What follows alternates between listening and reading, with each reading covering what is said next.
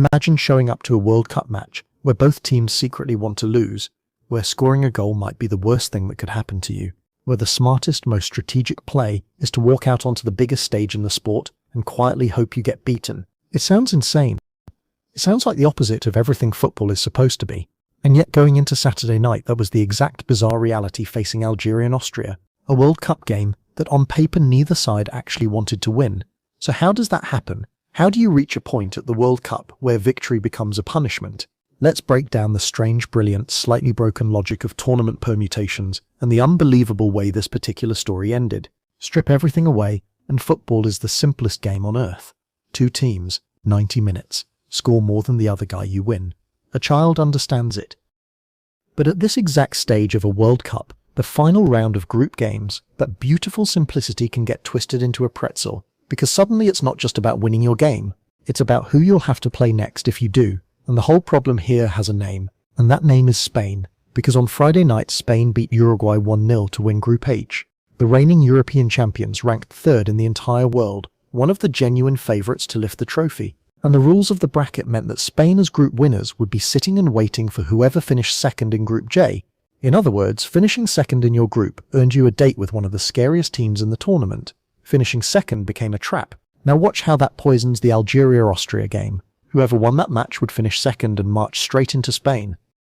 But whoever finished third could, thanks to FIFA's new format, still sneak into the knockouts as one of the best third-place teams, and dodge Spain entirely, drawing a far kinder opponent like Switzerland instead.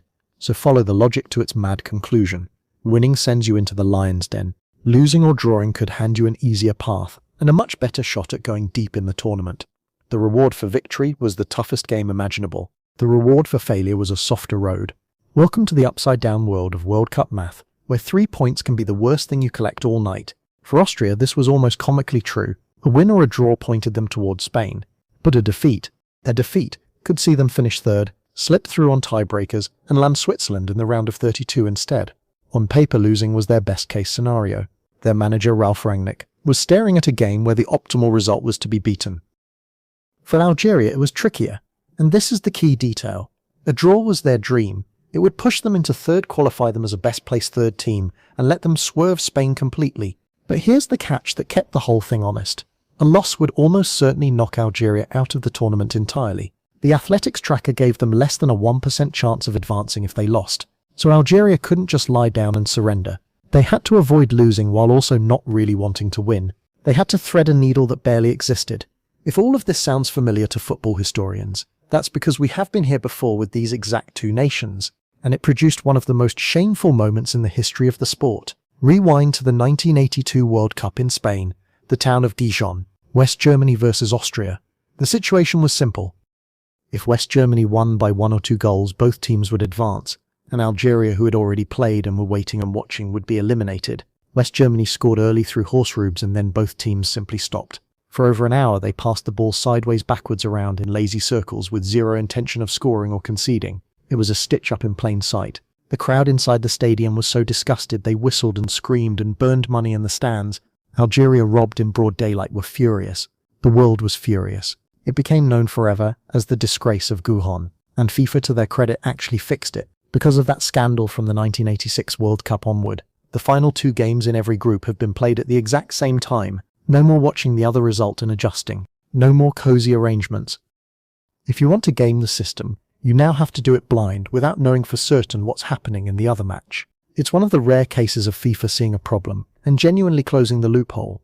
So that was the dread hanging over Saturday night. Same 2 countries 44 years later, in a situation where a quiet, gutless non-game would have been the smart play. People were already calling it the disgrace of Kansas City before a ball was even kicked. The fear was a cynical, passionless kickabout, 2 teams playing not to win, while another nation's World Cup dreams hung in the balance. Because, and this is the part that gave the whole thing its emotional weight, there was a third team trapped in this, watching helplessly from a hotel. Iran.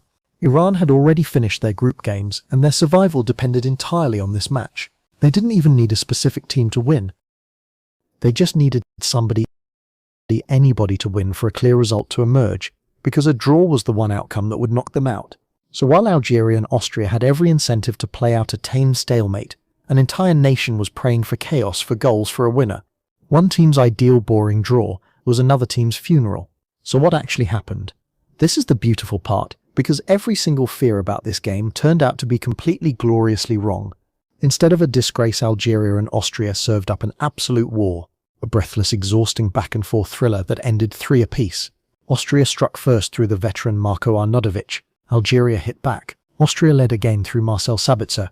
Algeria, driven on by their legend Riyad Mahrez, equalized again. Yes, there was one strange 15-minute lull where the passing went sideways and the crowd whistled and did the wave, the ghost of Gijan briefly flickering to life. Algeria even strung together a surreal 109 consecutive passes of pure nothing at one point. But then Mahrez popped up in stoppage time with what looked like the winner, sending the Algerian fans into hysteria, and crucially sending Iran into celebration because a winner had finally emerged. And then with practically the last touch of the entire match, a substitute named Sasa Kajic rose up and headed in a 3-3 equalizer for Austria. The kind of goal his manager said you could train 1,000 times and never finish. With that header, both Austria and Algeria went through to the knockout rounds together. And Iran, who had been alive for about 120 glorious seconds, were eliminated in the cruelest way imaginable. From the realm of dreams straight into a nightmare. So the game that nobody was supposed to want to win became one of the most dramatic matches of the entire group stage. It was football that won, said Algeria's coach. And he was right. The simultaneous kickoff, the players' pride, the sheer momentum of competition, all of it overpowered the cynical math that said losing was smarter than winning. And here's how it shakes out. Austria finished second, which means they're the ones who now walk into Spain. Algeria slipped through and avoided La Ra.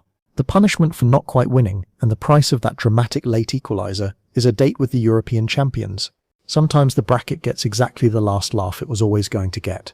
If your team could secure a better path by losing, would you actually want them to lose, or does that betray everything sport is supposed to be? Tell me where you land, and stick around, because the knockout rounds are where this tournament gets truly ruthless.